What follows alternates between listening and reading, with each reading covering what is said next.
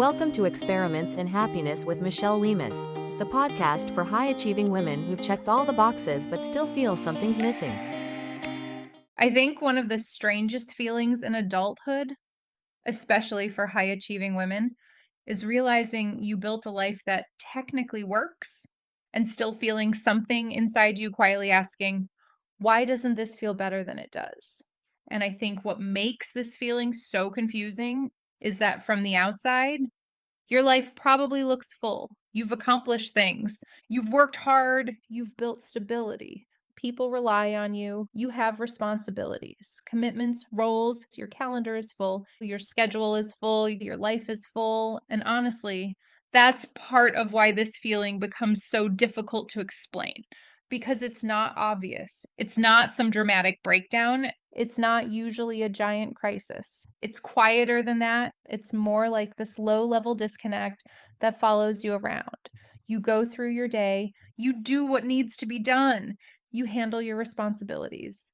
But every once in a while, you pause long enough to notice something feels off, not terrible, not catastrophic, just missing. And then usually what happens next is we immediately minimize it. We tell ourselves, maybe I'm just tired. Maybe I need a vacation. Maybe this is normal. Maybe this is just adulthood. And honestly, sometimes exhaustion is part of it. But I think a lot of women are feeling something deeper than simple tiredness. I think a lot of women are feeling disconnected from themselves. And I think that disconnection can exist even inside a really successful life. That's the part nobody really talks about enough. Because we're taught that if we build the right life, we should naturally feel fulfilled inside it. Like fulfillment is supposed to automatically arrive once the external pieces are in place. Career, stability, marriage, kids, house, success, achievements. And then when women get those things and still feel empty sometimes, they feel guilty for it. Because now there's this added layer of, I should appreciate this more. Other people would be grateful for this life. Why am I still feeling unsettled? And honestly, I think that guilt keeps a lot of women from being honest about what they're experiencing because it feels ungrateful to admit, I built a life that looks good, but something about it no longer feels fully connected to me. And I think this happens really slowly. That's the important part. Most high achieving women did not accidentally end up in lives that feel disconnected. You made smart decisions, responsible decisions, logical decisions. You chose what made sense. You chose stability and growth, security, opportunity. And again, none of those things are wrong. But I think at some point, a lot of women stop asking, do I actually want this? And start asking, what's next? What's expected?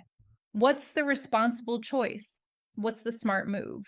And because high achieving women are good at adapting, good at functioning, good at succeeding, you keep building one decision after another.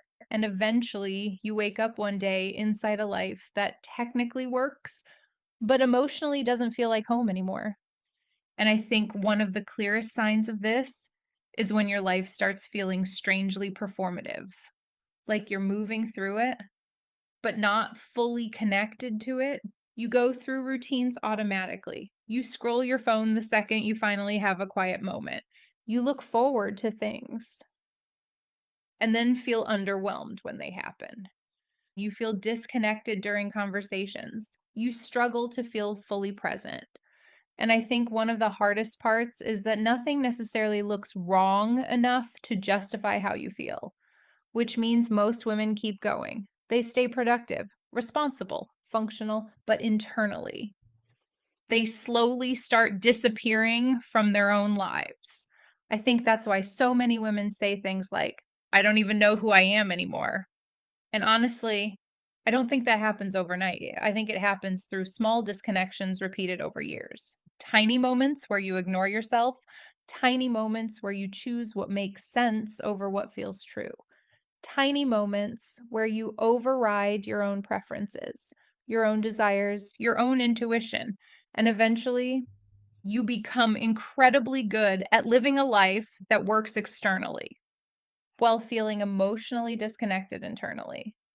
And I think this is especially common in women who are praised for being responsible, because responsible women are rewarded for self abandonment all the time. You're rewarded for sacrificing, for accommodating, for handling things, for being dependable. And eventually, you become so focused on maintaining your life that you stop noticing whether you actually feel alive inside it. That's the word I keep coming back to lately, alive, because I think a lot of women are functioning, but not feeling deeply alive anymore. And those are not the same thing. I think some women are surviving beautifully, accomplishing beautifully, performing beautifully, but internally feeling disconnected from joy, curiosity, play, excitement, presence, themselves. And honestly, I don't think the issue is that women have too little. I think a lot of women have too much of what doesn't actually connect to them anymore.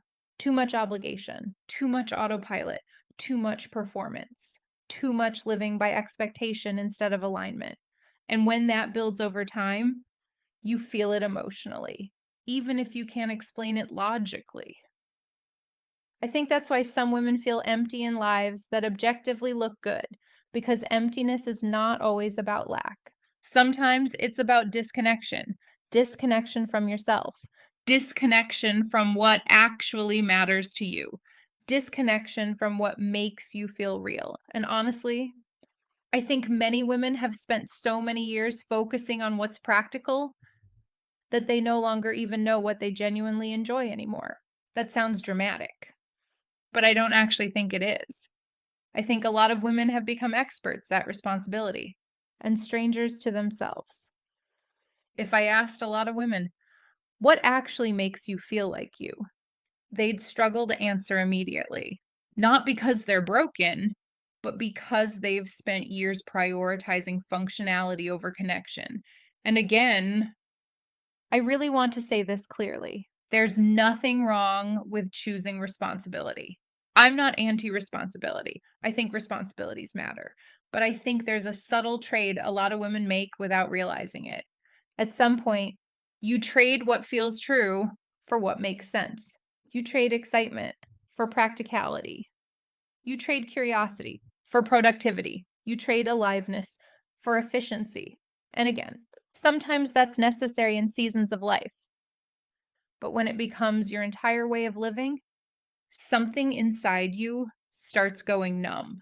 And I think many women mistake that numbness for adulthood. Like, maybe this is just what life becomes. Maybe this is normal after a certain age. Maybe fulfillment is unrealistic. But honestly, I don't think that's true. I think fulfillment just gets buried underneath years of disconnection. And I think what's tricky is that women often assume fulfillment comes from adding something huge, a different career, a different house, a different relationship, a completely different life. And honestly, sometimes big changes are needed. But I actually think fulfillment starts much smaller than that. I think it starts with paying attention again, noticing yourself again, noticing what gives you energy instead of only noticing what drains you, noticing what makes you feel present, engaged, connected, light. Because I think a lot of women have stopped collecting information about themselves. They know how to manage life, but they no longer know how to listen inward. And honestly, I think reconnecting with yourself is less dramatic than people think. I don't think it usually starts with blowing up your life. I think it starts with tiny moments of honesty. This doesn't actually feel like me anymore. I don't actually enjoy this. I feel most alive when I miss this part of myself. That matters. And I think one of the biggest mindset shifts for women is realizing fulfillment is not built through constant achievement. It's built through connection, connection to yourself, your values, your desires, your energy, your truth. And honestly, I think a lot of women are waiting to feel fulfilled someday, while repeatedly abandoning themselves in small ways every single day, and then wondering why they feel empty. But fulfillment isn't usually one giant moment, it's cumulative. It's built through repeated moments of self connection, tiny choices where you stop overriding yourself constantly, tiny choices where you choose what feels real instead of only what looks successful. And honestly, Sometimes the first step is simply noticing what actually feels like me.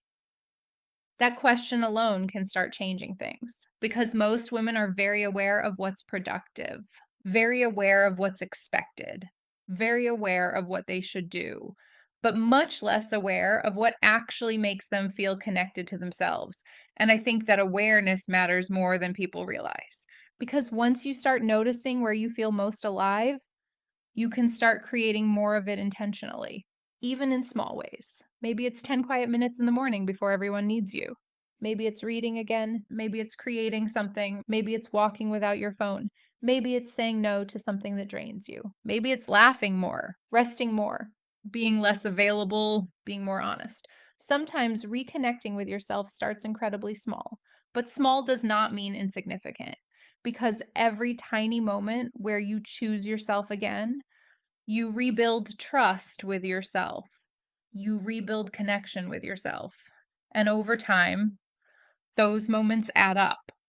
I really think fulfillment is less about finding some magical missing thing and more about returning to yourself slowly, piece by piece, choice by choice, moment by moment.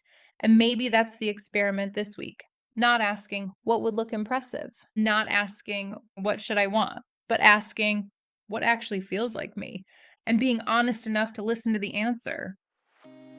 Thanks for listening to Experiments in Happiness.